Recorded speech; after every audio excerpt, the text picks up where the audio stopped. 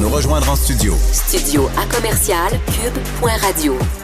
Appelez ou textez. 187 Cube Radio. 1877-827-2346. Émotionnel ou rationnel.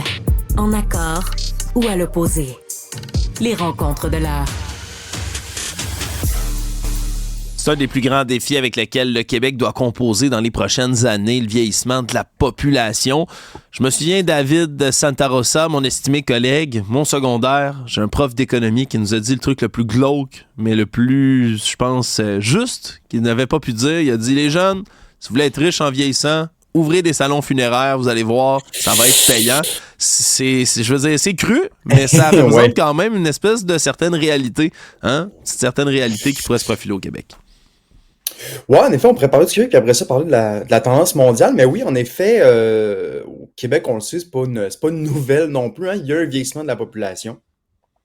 Donc, c'est-à-dire et de plus en plus, hein, il va y avoir beaucoup de retraités. Évidemment, les retraités, souvent, travaillent pas ou travaillent moins. On le sait maintenant, il y a quand même beaucoup de retraités qui continuent d'avoir des emplois à temps partiel et c'est une très bonne nouvelle sur le plan économique. Et ben, évidemment, ça soulève plusieurs enjeux, justement. Donc, est-ce que finalement, on va manquer de bras pour payer toutes ces retraites? Autrement dit, et ça soulève la question, et ça c'est toujours une question très très taboue, n'est-ce pas Alexandre, c'est de savoir, est-ce qu'on doit encourager finalement les familles à avoir davantage d'enfants? Et là, évidemment, il y en a beaucoup qui sortent dans les rideaux en disant, ben là, ça rappelle la revanche des berceaux, n'est-ce pas? Les religieux qui encouragent les familles à avoir 10 enfants pour une terre, quelque chose du genre. Et il y en a d'autres qui vont dire, donc, non, on met pas trop d'argent là-dedans, ou on n'encourage pas trop. On va plutôt mettre de l'avant, on va dire, ben, il faut augmenter les taux d'immigration parce qu'on a une population vieillissante.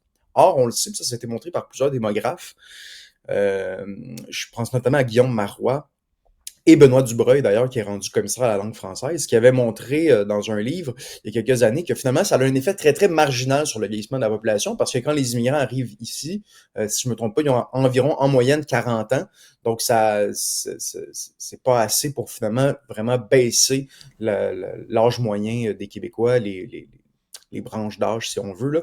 Donc, on est un peu pogné là-dedans. Moi, j'aurais tendance à dire que oui, on peut encourager les familles avec des mesures, justement, pour faciliter le fait d'avoir des enfants. On le sait, il y a eu des articles dernièrement, il y a beaucoup de familles qui se disent « ben, j'aurais pas d'enfant ou j'aurais pas un autre enfant. » Pourquoi? Ben, parce que problème en lien avec le logement, l'inflation, etc., etc.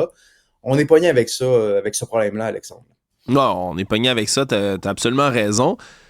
Tu sais, j'y vois peut-être, comme tu le disais tantôt, je trouve ça intéressant. Tu sais, le mouvement de ressac, le Québec, quand on s'est dissocié de l'Église catholique, on a essayé de mettre, tu sais, tellement le plus loin de nous possible tout ce qui était influence de l'Église, qu'on est allé, tu sais, un peu comme des ados rebelles, tu sais, complètement dans le contraire de ce que nos parents disaient. Il y a peut-être un peu de ça, hein? On encourageait les gens à faire des enfants. Maintenant, on a un très bas taux de natalité ici au Québec. On en fait de moins en moins. Il y a peut-être un peu de ça, comme tu le dis. Après ça, il y a les autres mouvements, hein, du monde qui se disent qu'ils veulent pas amener un enfant dans ce monde actuel qui leur semble super épeurant. Je veux dire, ça appartient à chaque parent, je peux comprendre. Moi, je pense pas que c'est la solution. Je pense pas que, mettons, devant les changements climatiques, il faut arrêter de faire des enfants. Au contraire, il faut avoir des nouvelles générations de bras qui vont pouvoir se mettre à contribution, si on les éduque bien, justement, sur ces enjeux-là, qui vont pouvoir se mettre à contribution pour vaincre ces enjeux-là, pour être capable de triompher des problèmes que l'humanité a créés. Moi, tu vois, c'est mon 2 cents là-dessus. Mais reste quand même qu'on n'est pas tout seul au Québec. Des taux de natalité bas, il y en a beaucoup d'autres pays où c'est quelque chose qui s'observe, même dans des pays où il y a eu historiquement beaucoup d'enfants qui se faisaient, là, David. Oui, tout à fait. On peut penser au Japon. Puis là, en préparant cette chronique, en fait, ça, je réagis au texte de Céline Delacroix de l'Université d'Ottawa, là, qui est dans le Devoir. Texte assez intéressant, notamment statistique frappante. Hein. En 1950, il y avait 2,5 milliards de personnes sur Terre. Et aujourd'hui, c'est 8,2 milliards. Donc, on a plus de triplé la population mondiale en l'espace de 70 ans. Donc, c'est assez remarquable. Évidemment, on peut s'imaginer que les technologies, l'hygiène, tout ça a participé au fait qu'il y a eu donc beaucoup plus de gens. Donc, oui, il y a des gens qui naissaient, mais ils restaient beaucoup plus longtemps en vie. Et là, on regarde ça, hein, justement, tu le dis, je veux pas amener un être humain dans ce monde. Ben, si on regarde surtout depuis 200 ans, mais depuis les années 50, c'est même encore plus vrai, le niveau de vie global augmente. Il y a de moins en moins de gens qui souffrent de famine dans le monde. L'espérance de vie augmente. Hein. On peut lire, il y a des livres intéressants de Steven Pinker de Harvard là-dessus qui montrent que sur le plan quantitatif, ben, il y a beaucoup, beaucoup de choses qui nous montrent qu'il y a des choses qui s'améliorent.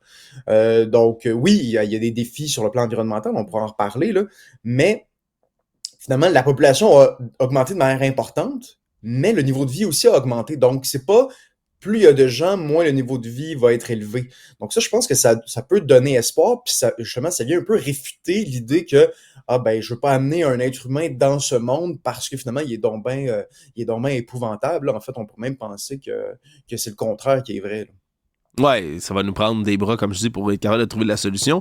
T'as raison, l'espérance de vie augmente. Je veux dire, quand t'es capable d'avoir un président américain qui a 81 ans puis qui, de toute évidence, pète la forme, hein, ça, c'est... Si ça peut pas le montrer, lui puis son opposant de 78 ans, hein, ça paraît que l'espérance de vie augmente. Les deux sont en haut de celle moyenne pour un homme aux États-Unis. Blague à part, c'est des choses qu'on a tendance à oublier. Effectivement, à quel point on est capable de maintenir les gens en vie puis d'éviter des phénomènes qui ont historiquement coulé l'humanité, là. Je dis couler l'humanité, qui ont amené là, des humains à mourir par dizaines, par centaines, par milliers, par millions. Je vais te le dire, là. Puis j'entends déjà des antivax qui hurlent dans la rue de ce que je veux dire. Mais on a tendance à oublier trop facilement là, que le vaccin chez les enfants, la vaccination infantile, ça a tellement enlevé de mortalité infantile chez les jeunes, c'en est débile. D'être capable d'éviter des pathologies mortelles chez les enfants, c'est un miracle de la médecine moderne. C'est fou ce que ça fait. Avant, là, c'est pas pour rien que les familles, t'avais 12 enfants, t'en avais 3-4 qui mouraient comme avant l'âge de 5 ans. Là, c'est fini tout ça. Normal qu'on fasse moins d'enfants maintenant. Je veux dire, c'est horrible ce que j'allais dire, t'es pogné avec après, mais je veux dire, tu vas tous les garder, ou presque, à moins d'une tragédie. La médecine moderne, la vaccination ont changé le monde. Mais ça, plus le temps passe, plus on semble l'oublier. Puis après ça, on se met à casser du sucre sur le dos des vaccins. Ça rend les enfants autistes. Non, c'est faux. Ça sauve des vies.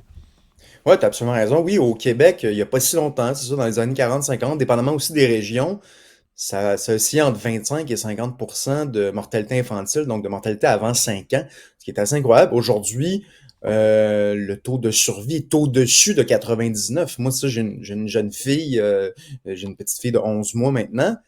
Je veux dire, on est toujours, en tant que parent, on est toujours inquiet, n'est-ce pas, qu'il pourrait avoir un problème.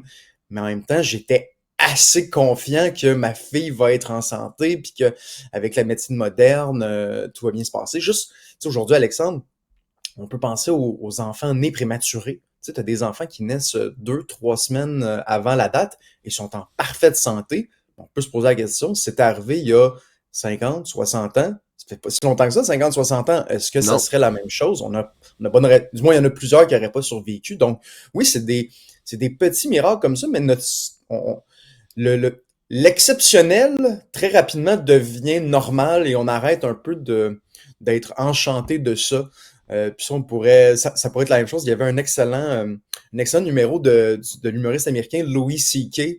qui disait à la blague un peu que tu fais juste te promener en avion, on va donner l'exemple au Québec, là, Paris-Montréal, ça prend 6 heures, mais on se plaint quand même. Or, 6 heures Paris-Montréal, tu dis ça à Samuel de Champlain, et il t'envoie promener, là, c'est-à-dire, t'as pas à te plaindre, là, en quelque sorte. Là.